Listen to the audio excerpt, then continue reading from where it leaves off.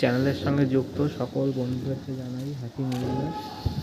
সবার দিন এই বছরটা ভালো কাটুক।